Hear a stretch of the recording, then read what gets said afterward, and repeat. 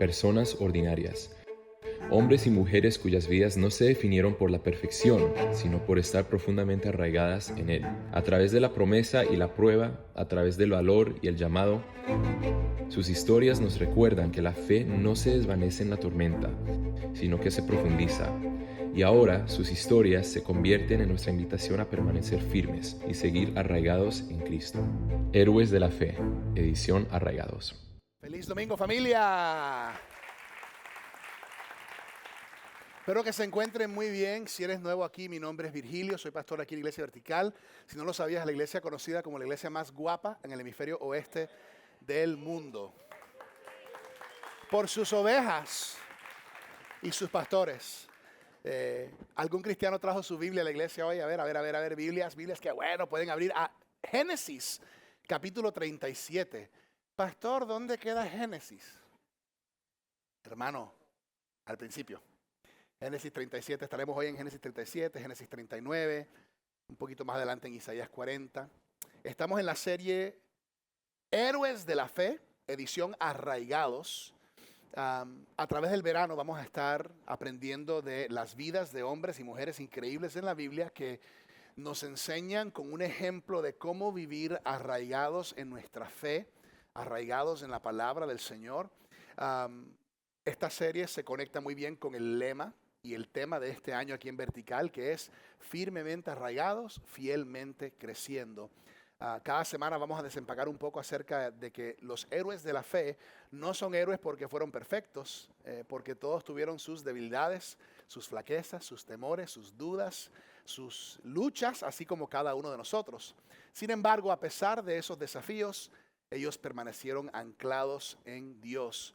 Cuando la vida se puso difícil, se permanecieron arraigados. Cuando oposición se les enfrentó, permanecieron arraigados. Y Dios usó sus vidas en maneras increíbles. Entonces quiero arrancar con una historia de algo que pude experimentar hace años atrás en la casa de un amigo que se llama Eric Sampson, se conoce como Eric el Flute Maker. Él es el flautista. Algunos han conocido a Eric a través de los años aquí en nuestra iglesia. Es un hombre americano con una barba larga, pero habla español perfectamente porque fue misionero en diferentes partes de Latinoamérica a través de su vida. Y Eric, él hace flautas. Él es un fabricante de flautas para todo el mundo. Es más, muchos y la mayoría de los instrumentos que él fabrica en su casa, aquí en Davie, lo tiene en su taller que está en su patio. Tiene un patio grande lleno de bambú. Todo el patio es una reserva, él a través de, yo diría que más de 3 décadas, de pronto, yo lo conozco hace 30 años, creo que está viviendo por ahí en esa área desde ese tiempo, donde viene él trabajando con bambú en su tierra, en su patio. Es interesante, si nunca has aprendido o escuchado del bambú, es fascinante porque cuando él empezó eso, él nos contó la historia ahí en su casa una vez que estábamos ahí para algo, y él nos contó que cuando uno primero siembra bambú, como él lo tuvo que hacer hace años atrás, por primera vez, uno siembra el bambú, uno riega con agua, fertiliza, trabaja la tierra y la cuida, pero déjame decirte, nada sale de la superficie de la tierra por mucho tiempo. Año 1, nada. Sigue trabajándola, sigue regándola. Año 2, nada. Yo me imagino que los vecinos en algún momento se acercaron y le preguntaron, ¿qué es lo que tú estás regando ahí? No, que bambú. Ok, al año 3, ¿estás seguro que hay bambú ahí? Nada. 4 años, año 4, nada. Pero el quinto año, nos explicaba este experto en bambú, el quinto año sucede algo extraordinario. El bambú rompe la tierra, o sea, sale por la tierra, y de repente en 6 semanas puede llegar hasta 90 pies de altura en 6 semanas, o sea, en un mes y medio.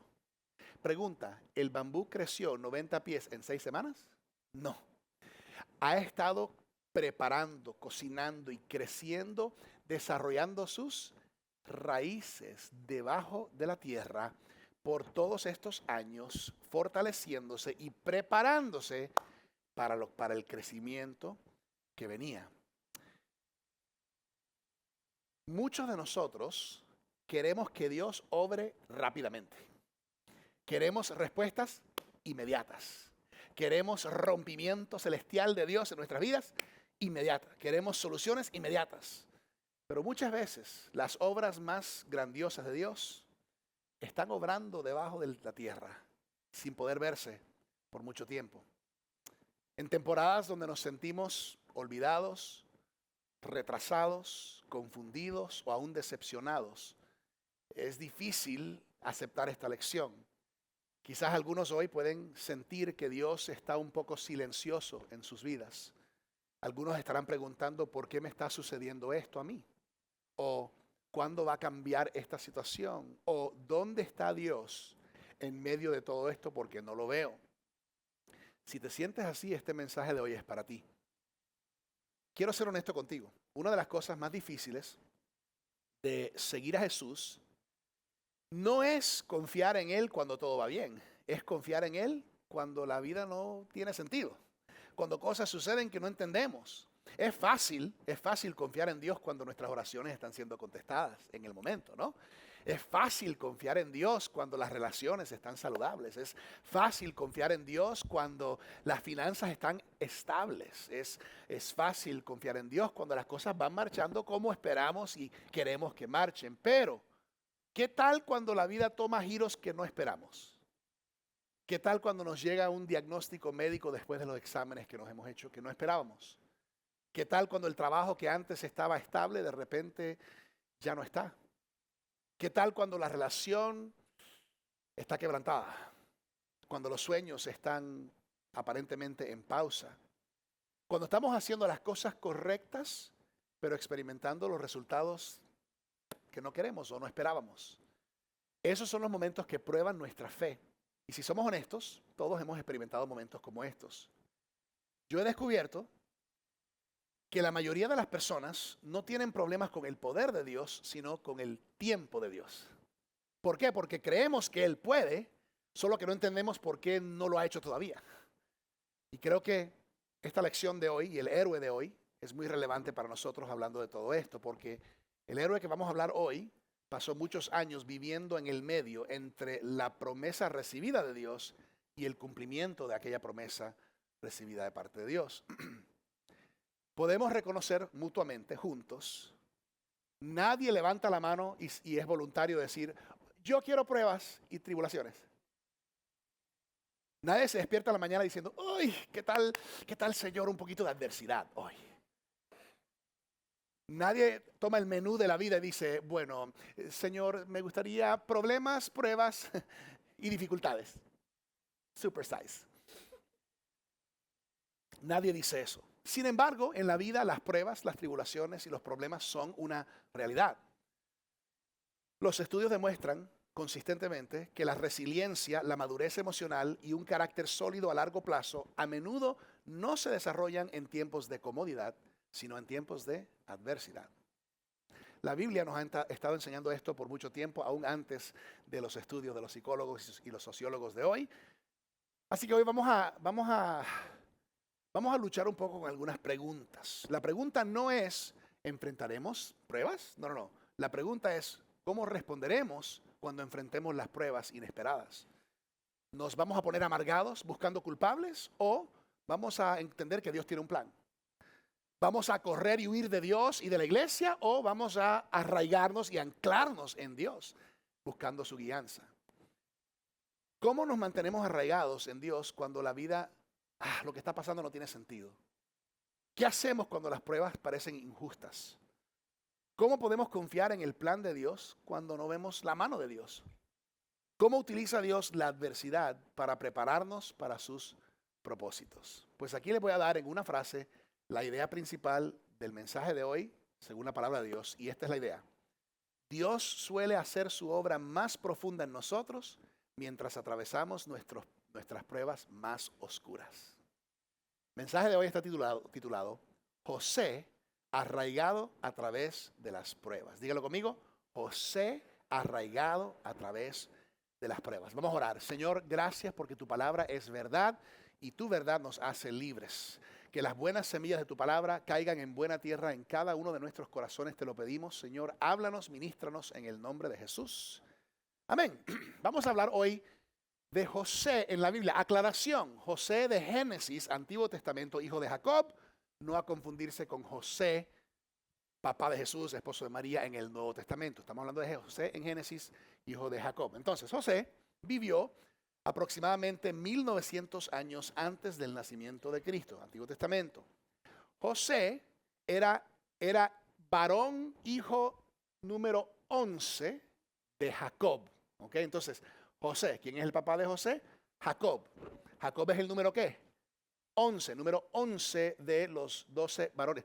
Jacob, luego Dios le cambia el nombre en su vida a Israel. O sea, José es tribu 11 de las 12 tribus de Israel, 12 tribus de los 12 hijos de Jacob. Pues José es uno de esos hijos y el menor es Benjamín, después de José. Ahora, José es el 11 de su papá Jacob, sin embargo es el primogénito de su mamá Raquel, que era una de las esposas de Jacob. La historia de José se encuentra en Génesis 37 hasta Génesis 50, haciéndole una de las narrativas continuas de una persona en la Biblia más largas que podemos encontrar. Es muy interesante la historia de José. Antes de empezar a leer, quiero darles un poquito de contexto. Entonces, tenemos a Jacob. Jacob tiene a un hijo con Raquel que se llama José. José es hijo varón número 11 de Jacob. José empieza a crecer. José es muy querido por su papá de maneras quizás favoritismo. Sus hermanos, los hijos de otras madres, no gustan mucho de José. Podemos entender eso en estos versículos. Vamos a Génesis 37, si tienen su Biblia abierta, pueden resaltar y subrayar cositas. Génesis 37, versículo 2. Génesis 37, versículo 2. Y dice: este es el relato de Jacob y su familia. Cuando José, su hijo, tenía 17 años. ¿Cuántos años? 17 años de edad. A menudo cuidaba los rebaños de su padre. Trabajaba para sus medios hermanos, los hijos de Bila y Zilpa, dos de las esposas de su padre. Así que le contaba a su padre acerca de las fechorías que hacían sus hermanos. Entonces, ¿qué hacía José? Le decía a su papá de todas las cosas malas que estaban haciendo todos sus hermanos. Jacob amaba a José más que a sus otros hijos. Grande error, padres, porque le había nacido en su vejez. Por eso, un día, Jacob mandó a hacer un regalo especial para José.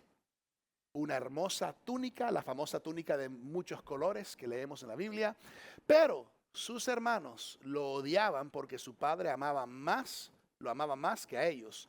No dirigían ni una sola palabra amable hacia José. O sea, era tanta la ira, tanto el enojo que no podían decirle una cosa buena o positiva a José. Entonces, este es el escenario que encontramos, ¿ok?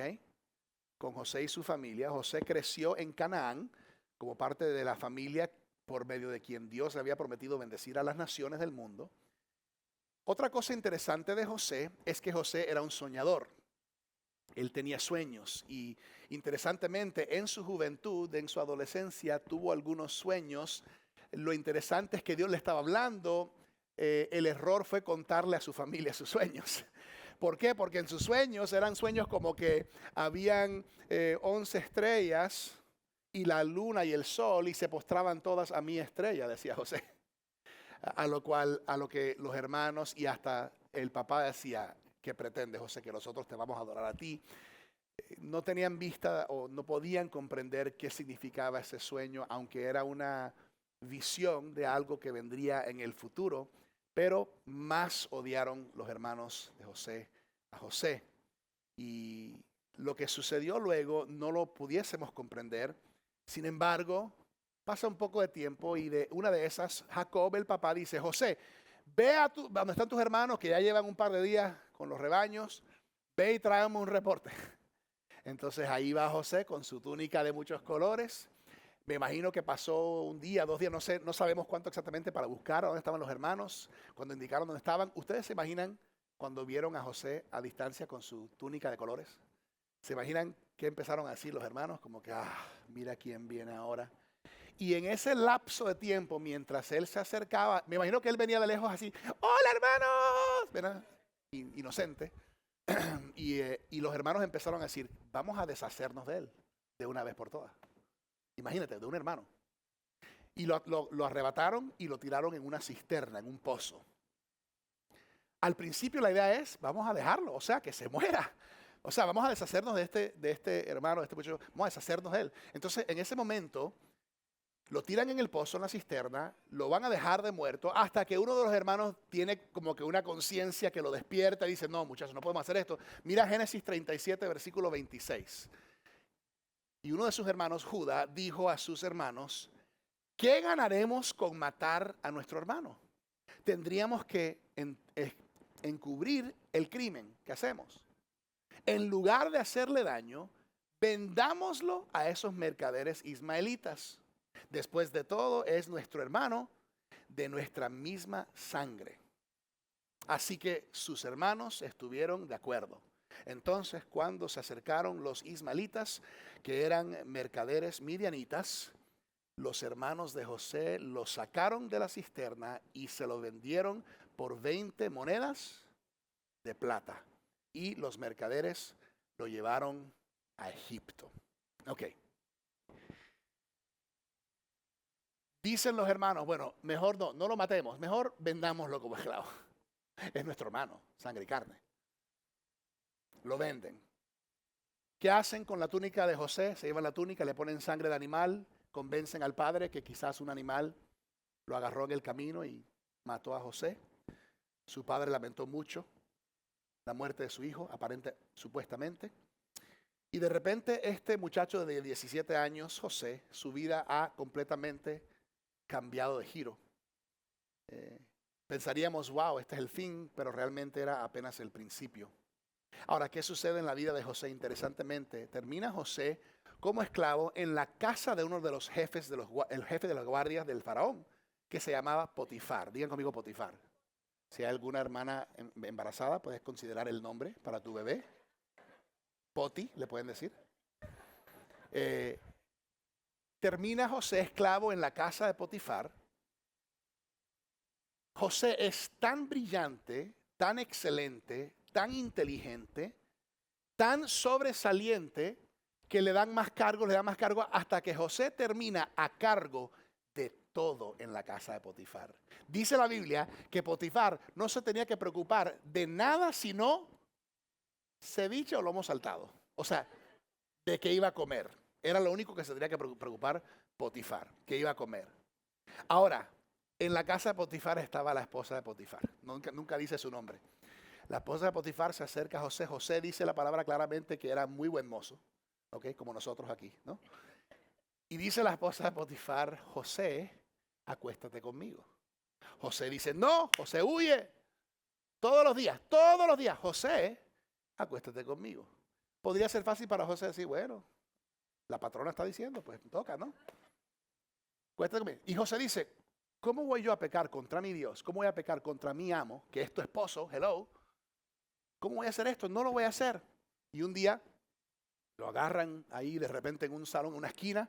Acuéstate conmigo. José dice no. Ella lo agarra, él corre, se queda ella con la túnica.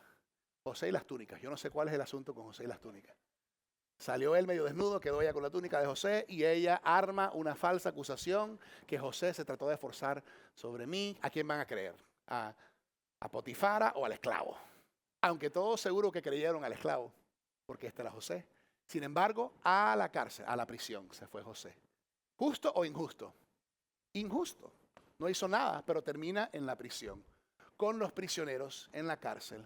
Y de repente el guardia, el jefe de los prisioneros, el jefe de la cárcel, ve a José y ve que José es tan inteligente, tan sabio, tan sobresaliente, que termina José como el director de la cárcel, a cargo de todos los prisioneros y todo. No se tenía que preocupar de nada en la cárcel. Entrando en la cárcel, terminan dos en la cárcel, que era el copero del faraón, del rey, y el panadero del rey. Terminan y los dos en la cárcel tienen un sueño. Los dos están asombrados por estos sueños, pero no entienden qué significa. Se lo comparten a José. José tiene un don que Dios le ha dado de interpretación de sueños, y José le interpreta el sueño al panadero y al copero. Y justo como José se los interpretó, así sucedió unos cuantos días después. José les dijo, por favor, recuerden solo les pido una cosa. Si tienen favor otra vez con el faraón, con el rey, no se olviden de mí. Recuérdenme, porque estoy aquí injustamente, me acusaron falsamente. Recuérdenme y díganle algo. Pues el copero es restituido, llega a trabajar de nuevo con el faraón, pero se olvida de José. Pasaron años, ojo, pasaron años, y de repente el faraón, el rey, tiene unos sueños extraños que lo están atribulando una y otra vez, una y otra vez. Entonces, él llama a todos los magos, a todos los hechiceros del pueblo, de ahí de Egipto, para que vengan a interpretar su sueño. Nadie lo puede interpretar. Y es entonces, años después, donde el copero recuerda ¿a quién? A José, y le dice: Faraón, cuando yo estuve en la cárcel había un esclavo hebreo que interpretó mi sueño y el del panadero, y tal como él lo interpretó, así sucedió. Faraón dice: tráiganme a ese hebreo.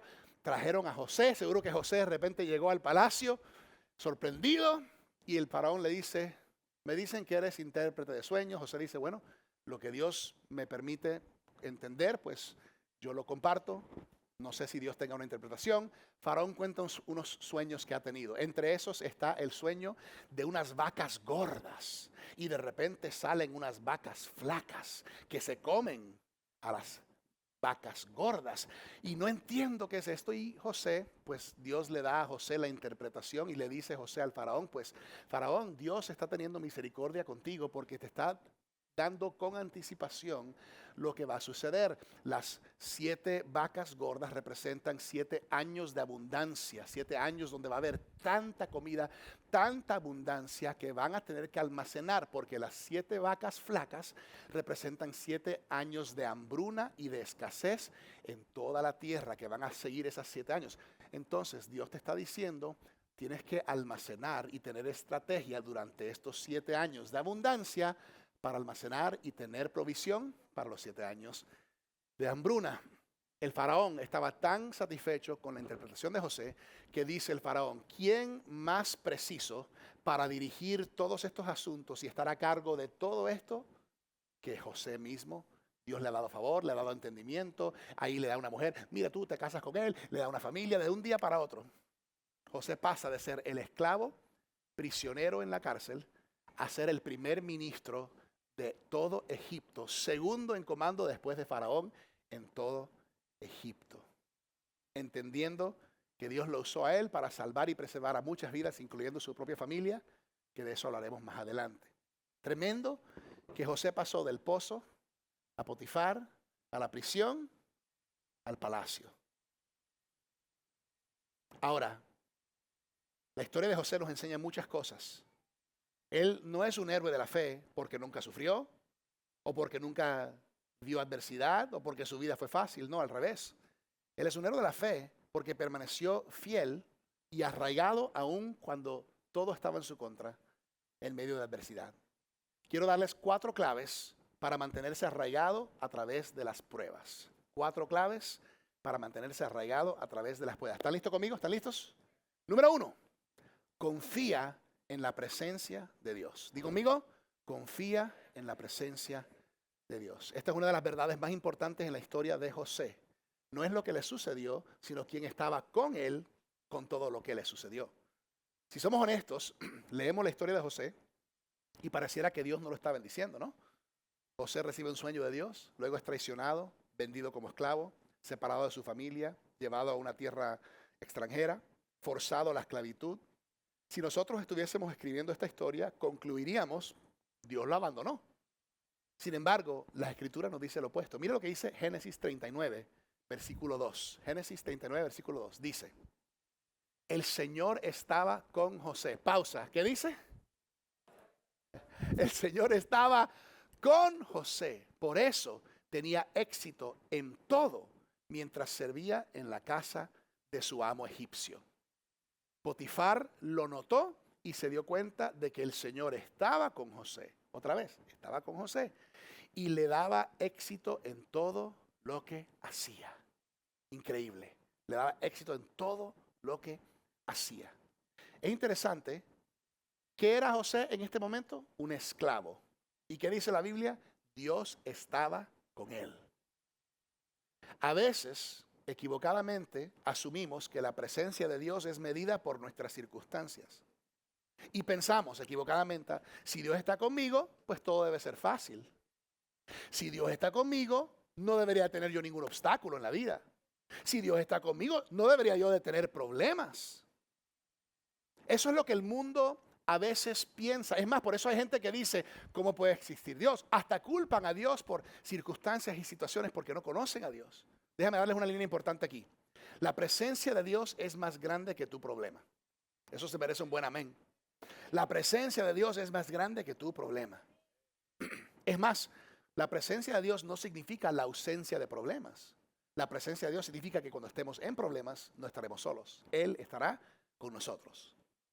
Fe no es creer que Dios va a prevenir que yo nunca esté en el fuego. No, no. Fe es creer que cuando me encuentre en el fuego, Dios estará conmigo. José comprendió esto. Su confianza no estaba en las circunstancias, su confianza estaba en la presencia de Dios. Quizás tú estás enfrentando una situación difícil ahora mismo. Quizás estás enfrentando una crisis en tu salud, en tu familia, en tus finanzas o alguna incertidumbre en tu vida. La pregunta no es cuán rápido puede Dios cambiar esto. La pregunta es, ¿confiaré en Dios en medio de esta prueba? Porque las personas arraigadas no se anclan a las circunstancias, se anclan a Dios. Segunda clave. Permanece fiel en la adversidad. Dilo conmigo, permanece fiel en la adversidad. Una de las lecciones grandes de la vida de José es que él permaneció fiel aun cuando parecía que todo lo que le sucedía era injusto. Piensa en todas las oportunidades que José tuvo para darse por vencido, para tirar la toalla. Sus hermanos le traicionan, termina como un esclavo en Egipto, es falsamente acusado, es olvidado en la prisión.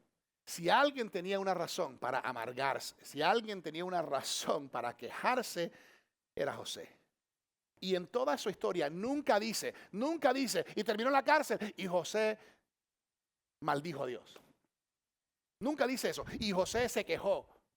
No, nunca dice eso. Repetidamente vemos que José permanece fiel en todo lugar donde Dios permite que llegue. En la casa de Potifar, José trabajó fielmente. En la prisión, José sirvió a los otros prisioneros fielmente. Antes de liderar una nación, tuvo que aprender a ser fiel y a liderar en lugares pequeños y difíciles. Una de las pruebas de carácter más grandes en nuestras vidas es lo que hacemos cuando nadie nos ve. ¿Podemos permanecer fiel cuando no nos dan la promoción? ¿Podemos permanecer arraigados y fieles cuando enfrentamos injusticias y adversidades? ¿Podemos permanecer fieles cuando nuestras oraciones no están siendo contestadas inmediatamente? Muchas personas quieren disfrutar el palacio, pero no están dispuestos a perdurar la prisión. Muchos quieren recibir la promesa, pero no están dispuestos a atravesar el proceso que conlleva a la promesa. Y muchas veces Dios nos desarrolla en medio del proceso antes de soltarnos a la promesa. Entonces, para reiterar un poquito esto, en la prisión, Génesis 39, versículo 21. Génesis 39, versículo 21 dice, pero el Señor estaba con José. ¿El Señor qué? Otra vez estaba con José en la cárcel y mostró su fiel amor. El Señor hizo que José fuera el preferido del encargado de la cárcel. Y dice, poco después el director puso a José a cargo de los demás presos y de todo lo que ocurría en la cárcel. El encargado no tenía de qué preocuparse porque José se ocupaba de todo. El Señor estaba con él y lo prosperaba en todo lo que hacía. Nota que vemos la fidelidad de José a pesar de que era la cárcel. Muchas cosas cambiaron, pero la fidelidad de Dios nunca cambió. Muchas cosas cambiaron, pero José permaneció arraigado. ¿Se han dado cuenta ustedes que muchas veces nos encantan los milagros microondas? Yo sé que ustedes no, porque ustedes son gente seria aquí, gente madura en el Señor, pero gente allá afuera que ora y dice, Señor, necesito que contestes oración antes de las 8 de la mañana. Y no nos damos cuenta que estamos diciendo, quiero sembrar el bambú hoy y quiero ver el bambú la próxima semana. No No funciona así todas las veces. Ay, Señor, contesta esta oración antes del miércoles a las 3 de la tarde. Hay un detalle importante y hay una lección importante. Yo diría que esta lección es difícil, pero es muy valiosa. Se las doy aquí. Aquí hay una línea. Dios está más interesado en desarrollar nuestro carácter que en acelerar nuestra comodidad. Esta línea es una lección de vida. Es una lección de vida. Dios está más interesado en desarrollar nuestro carácter que en acelerar nuestra comodidad. ¿Puedo ser honesto con ustedes? Porque recuerda que soy humano. Yo sé que ustedes piensan que soy pastor y floto, pero no. Soy ser humano. Y si hablo honestamente como ser humano, a veces yo estoy más interesado en que Dios acelere mi comodidad. Porque es que, ¿quién se despierta diciendo, Señor, desarrolla mi carácter? Pero, la madurez espiritual, el caminar con Dios a través del tiempo nos lleva a entender que el valor, el crecimiento y la fortaleza vienen del desarrollo del carácter, no en el acelerar nuestra comodidad.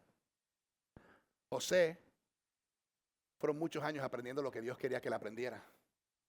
Algunos de ustedes hoy podrían decir, pastor, hoy me encuentro en una temporada de pozo, o una temporada de prisión, o una temporada de esclavo en la casa de Potifar. Y de repente dices, no lo quiero, no lo comprendo, pero déjame decirte, Dios está obrando en ti. No permitas que tu prueba defina tu futuro. Y no permitas que la amargura reemplace tu fe. Permanece fiel, sigue orando, sigue firme, sigue arraigado, sigue obedeciendo, sigue llegando, sigue buscando, porque Dios no ha terminado escribiendo tu historia. Amén. Estamos llamados a permanecer fieles en el pozo, fructíferos en la prisión, mientras Dios nos prepara para el palacio. Amén. Número 3, tercer consejo, tercera clave. Espera el tiempo de Dios. Dilo conmigo, espera el tiempo de Dios. Dale un codito a las dos personas a tu lado y dile, espera, espera, espera. No solamente vemos sufrimiento en la vida de José, pero vemos espera. José recibió ciertos sueños como adolescente, pero el cumplimiento de esos sueños no fueron por muchos años después. Años. Muchos años de luchas, muchos años de esperas. Muchas veces asumimos que la espera es una negación de parte de Dios, pero muchas veces la espera es parte de su proceso de preparación en nuestras vidas. Me encanta esto. Dios no solo estaba preparando una posición para José, Dios estaba preparando a José para la posición. Porque son dos cosas diferentes, ¿no? El sueño fue inmediato, pero la preparación fue gradual. Y muchas veces en nuestras vidas Dios nos puede dar una promesa, una visión para el futuro, pero no significa que va a ser mañana, significa que hay un proceso. Pregúnteme por qué. Porque Él nos ama demasiado, nos ama mucho para prematuramente ponernos en una posición que no estamos listos. Le doy el ejemplo. Es la misma razón por la cual no le das a tu hijo de 10 años las llaves de tu camioneta. No es porque tú no deseas que algún día tu hijo pueda tener la responsabilidad de administrar un automóvil. Es porque sabes que ahora mismo a los 10 años tu hijo necesita más proceso, más preparación. Aquí está la palabra, más madurez para poder administrar esa responsabilidad. ¿Alguien está conmigo? Es la misma razón que no le das a tu hijo de 10 años $50,000 en sus manos. Serían unos gastos de Nintendo bien grandes. ¿Por qué? Porque no es que tú no quieras que algún día puedas bendecir a tu hijo con algo así o que pueda tener esa responsabilidad. Es que tú entiendes que a los 10 años no es el momento. Hay más proceso, desarrollo y madurez que tiene que suceder para que tu hijo pueda tomar. Pero hay que confiar. Dios sabe. De repente tú y yo estamos esperando algo. Pero Dios, ¿qué te pasó? Y es que Él está esperando. Yo recuerdo en los tiempos donde orábamos. Yo oraba. Antes de ser pastor con mis padres, oraba, Señor, manda la cosecha. Señor, manda más ovejas para nuestra iglesia. Queremos llegar a más personas. Y una vez, al principio, cuando primero tomé la iglesia, que yo oraba por la multiplicación, yo sentí que el Espíritu Santo me respondió. Yo sentí que me susurró, Virgilio, te amo. Y porque te amo, no voy a responder esa oración. Y lo que yo entendí fue esto, Virgilio, si yo contestara tu oración ahora mismo y mandara 300 ovejas nuevas hoy a nuestra iglesia, no tienen la estructura para sostener ese crecimiento. Y yo no les voy a enviar ovejas para descuidar. Y fue entonces donde empecé a orar estratégicamente con mi esposa y con el equipo en descubrir estrategias y sistemas para poder tener una infraestructura para levantar líderes, levantar personas que nos ayuden a cuidar a ovejas para poder sostener el crecimiento que estábamos orando. Y vamos a ver que al pasar varios años empezamos a ver el fruto. Pero a veces queremos milagros microondas. Hay que confiar, todos digan conmigo, confiar. Mira este versículo, Isaías 40:31, hablando de confiar en el Señor. Dice, en cambio, los que confían en el Señor encontrarán nuevas fuerzas. Digo conmigo, nuevas fuerzas. Volarán alto como con alas de águila. Correrán y no se cansarán, caminarán y no desmayarán. Les quiero dar una declaración importante acerca de esperar. El esperar no es tiempo perdido cuando Dios está involucrado. El esperar desarrolla confianza. El esperar desarrolla paciencia. El esperar desarrolla dependencia, desarrolla perseverancia. Y muchas veces en esa temporada de esperar es que vemos el crecimiento. Doy gracias a Dios. Por años yo oraba, Señor, propiedad de un edificio, pero no estábamos listos. Tuvimos que ser buenos mayordomos con lo que teníamos en el momento, en el tiempo. ¿Por qué? Porque es que hace 10 años no podríamos haber comprado ni lidiado con esta propiedad que tenemos hoy en día. Tenemos ahora 9 acres, familia, 6 edificios, una gran visión.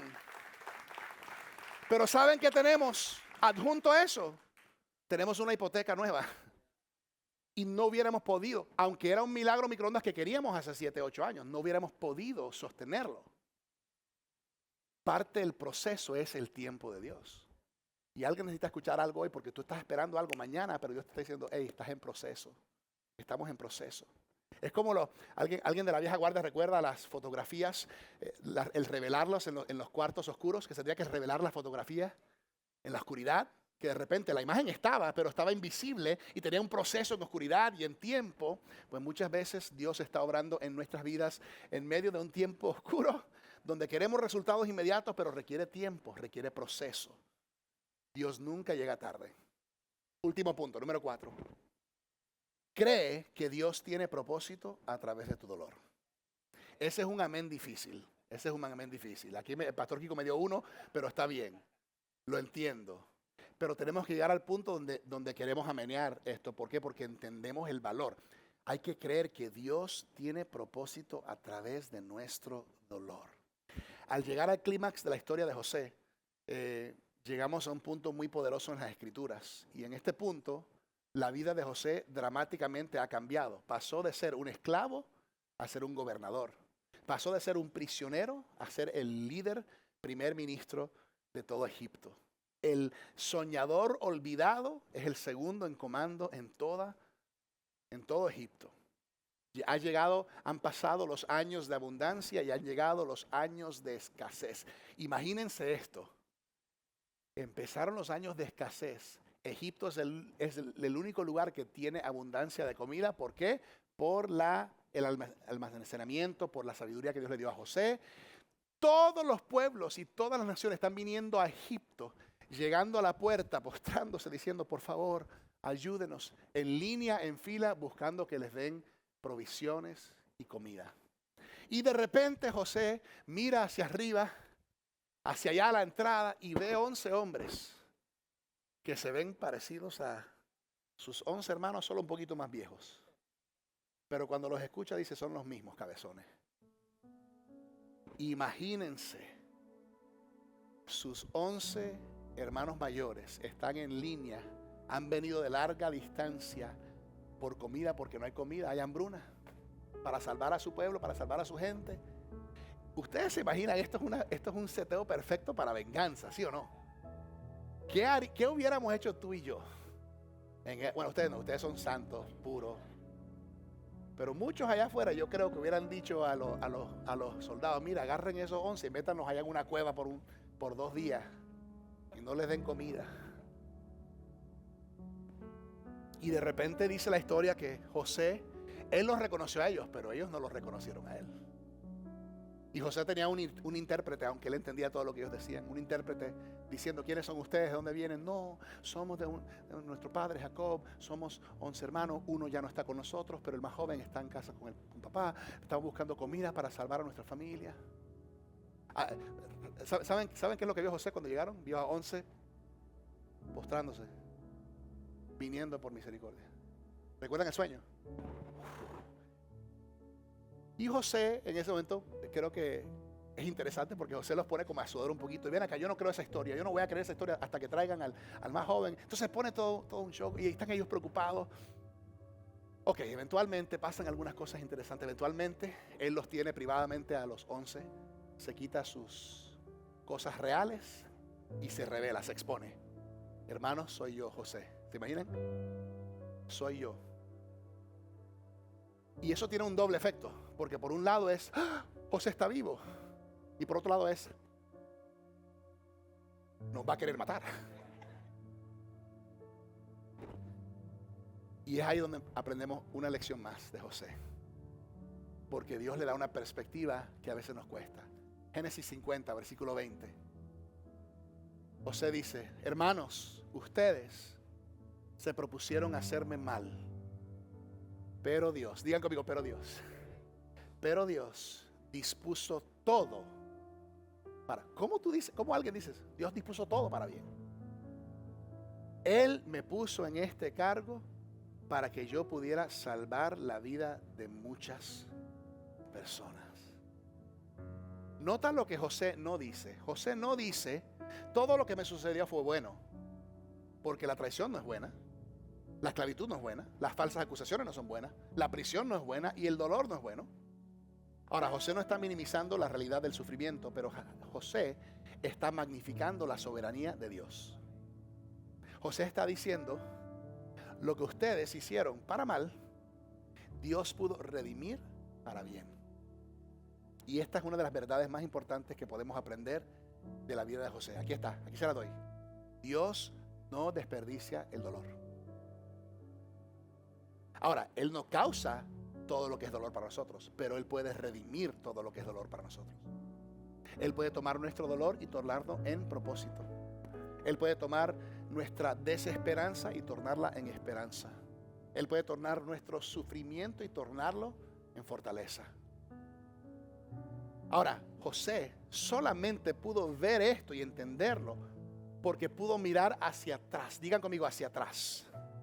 Y pudo mirar hacia atrás para ver la fidelidad de Dios. Mientras él estaba en el pozo, cuando José estaba en el pozo, él no lo veía.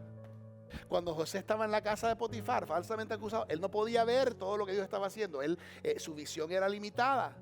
Cuando él estaba en espera. Pero eventualmente él reconoció lo que tú y yo como cristianos podemos reconocer, que dice en Romanos 8:28. Y es lo siguiente, que dice... José aprendió esta lección que dice, y sabemos que Dios hace que todas las cosas cooperen para el bien de quienes lo aman y son llamados según el propósito que Él tiene para ellos. No dice que todas las cosas son buenas, no, dice que Dios hace que todas las cosas cooperen para el bien.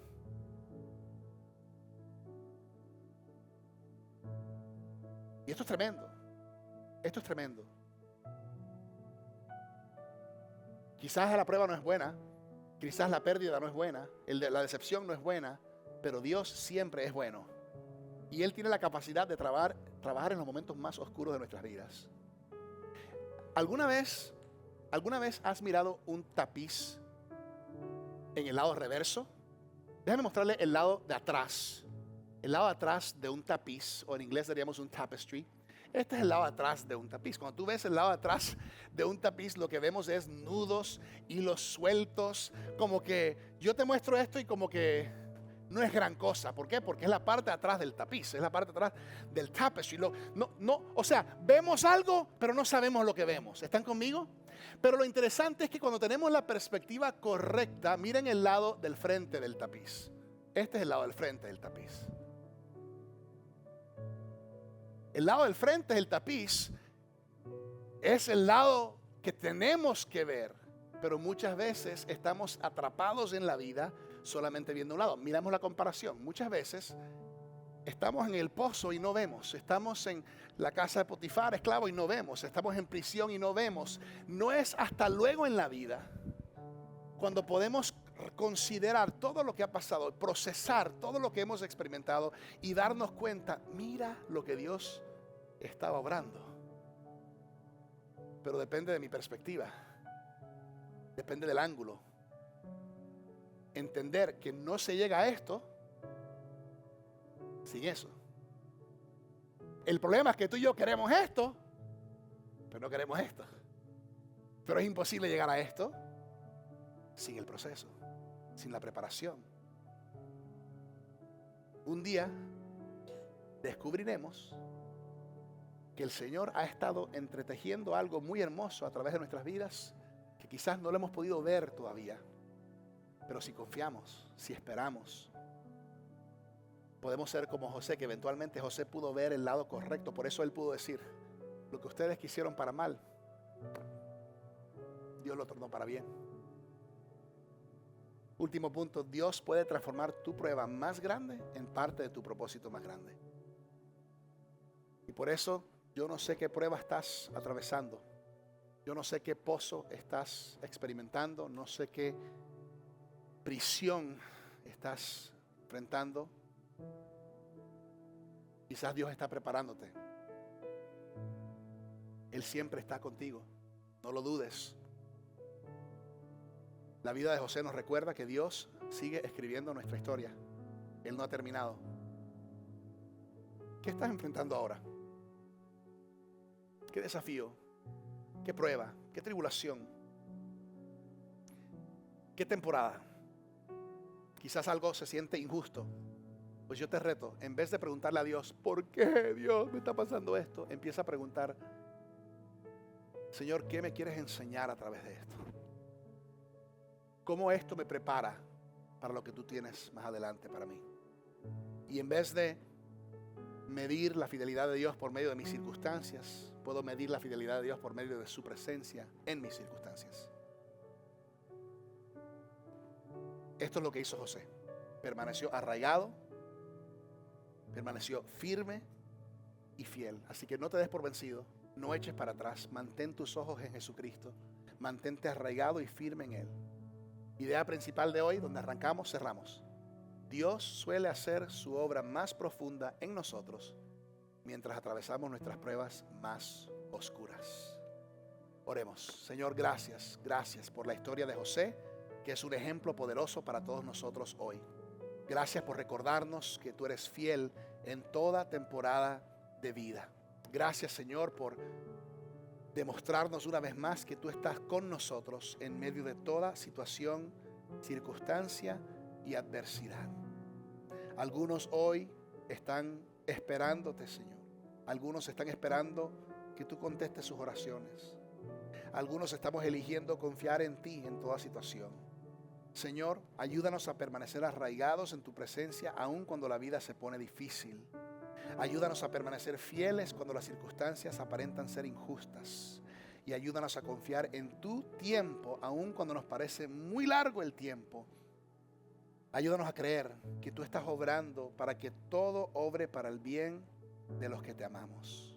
Fortalece los corazones débiles, trae esperanza a los desesperanzados, renueva nuestras mentes y corazones. Danos perseverancia, Señor, para seguir adelantando y progresando con fe hacia los propósitos y las metas que tú tienes para nuestras vidas. Colocamos nuestras vidas, nuestras familias y nuestro futuro en tus manos, en el nombre precioso de Jesús. Amén.